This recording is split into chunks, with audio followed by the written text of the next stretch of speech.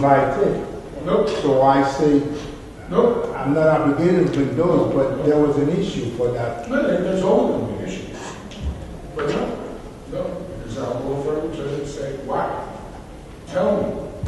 The other day, they wanted the owner of a clinic to come. They said to his deposition owner. So I called back and says, okay, well, I want the owner to State Farm.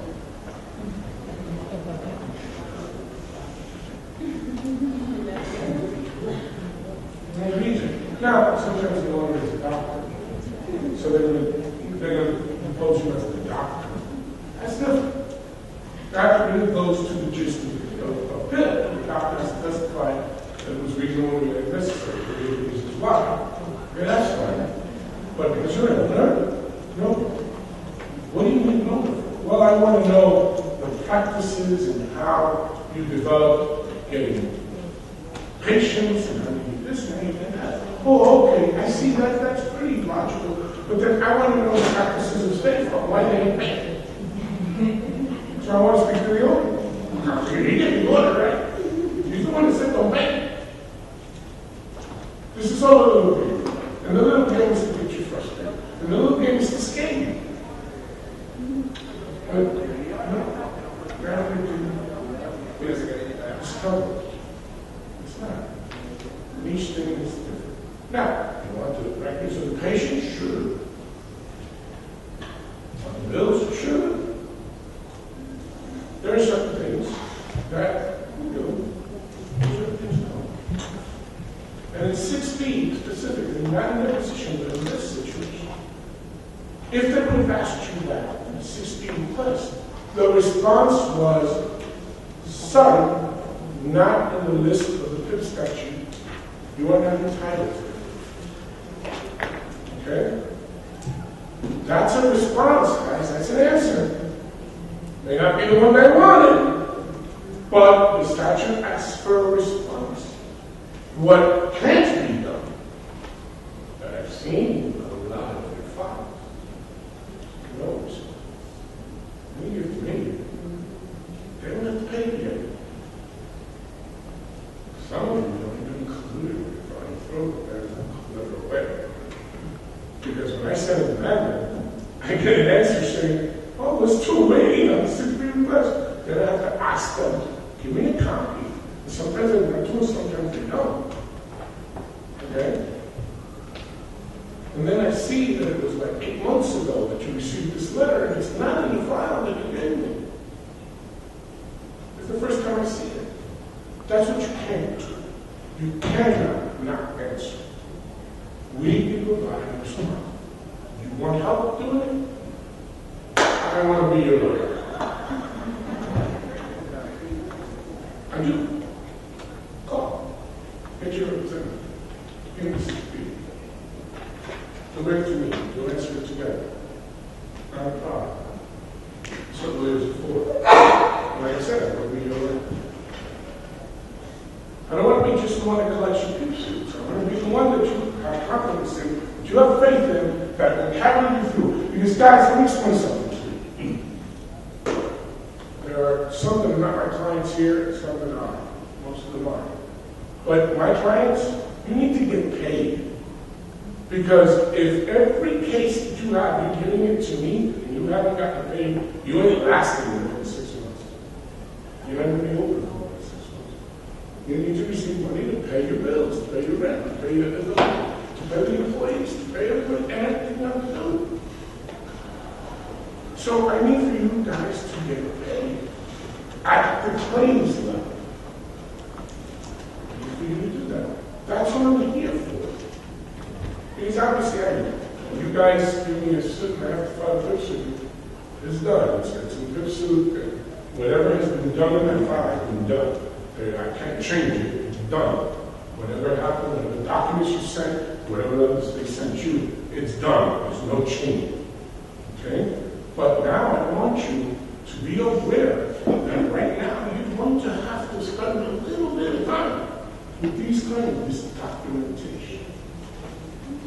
And you know, it's not something that is really out of the ordinary, because I'll give you for instance, I was going to take a stress test a few months ago. then my doctor decides that I need a stress test with contrast, with whatever they inject in you and then take that out of the thing for something else. But my insurance company, my health carrier that I get through the company, said, no, you have not given us enough reason to approve it. So he had to sit down and write it out a little better. Why? He considered that that stress test was necessary and not the regular stress test is done. The finding that had to do was the same bit. Your documentation is important. If you document right and get it all right, they should have been fair enough. But the other hand, how much the police sustain.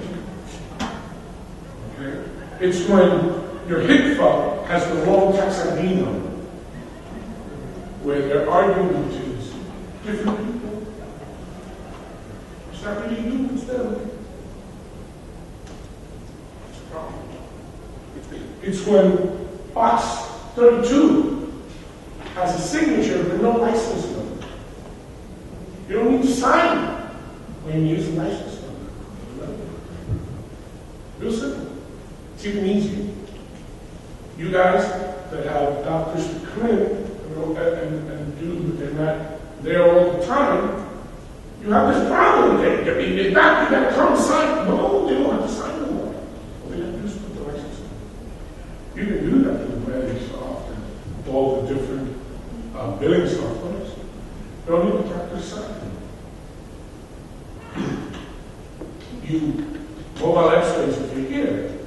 Why are you putting that you did the x-ray at your office when you don't have an x-ray machine? Fraud! Fraud! You're trying to do fraud. You're lying to us. That's exactly how it comes down. Okay?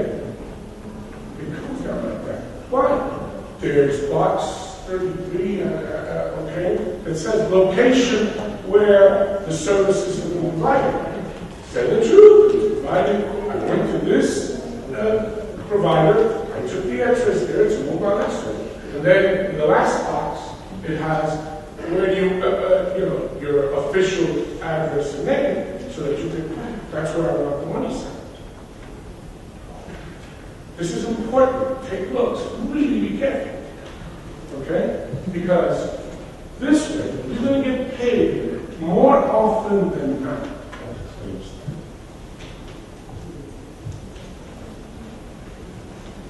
6B is very important.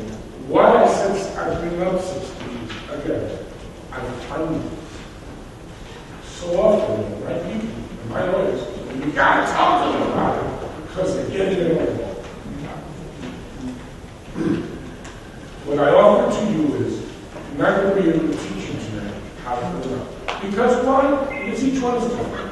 Because even State Farm, big companies, they don't have one set letter.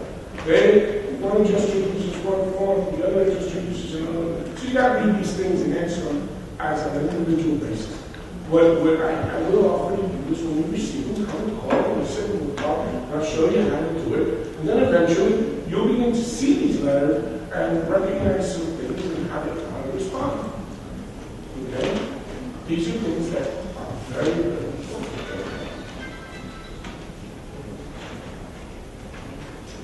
The new kid in town is not new.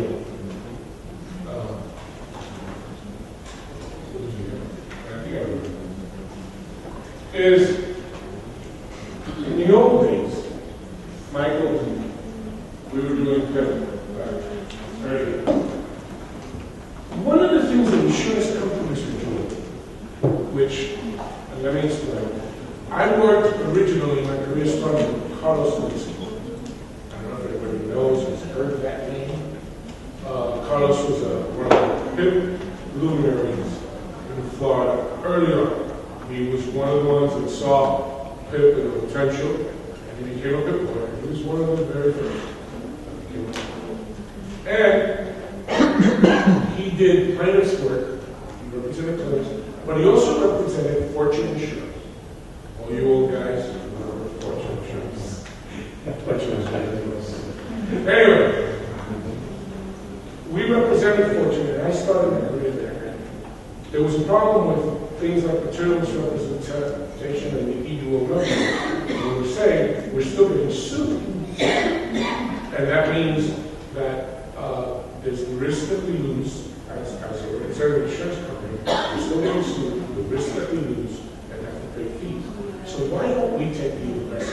We sue the insurer for a declaratory statement from the court saying no coverage. There was material misrepresentation, no coverage to be afforded. This was very important, not only in PIP, but it was very important in third party when the insured had caused a major catastrophic $1 million accident. And the insurer wanted to get out of it. So they would file this death action and have it declared that they didn't have to provide coverage without paying. And so I developed that for Carlos Linsky. I dread the day that I did it, because now we're seeing it. How we're seeing it. We've seen it in Central Florida, very major.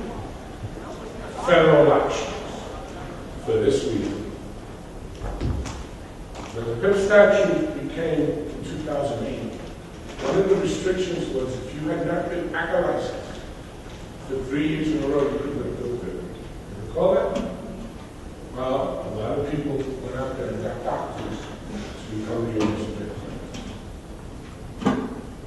And in Orange County and in Hillsborough, Tampa, and Orlando, there have been 2 major lawsuits brought by Allstate Insurance saying that that was fraud. Because they had this doctor, one of them had 7 clinics he owned.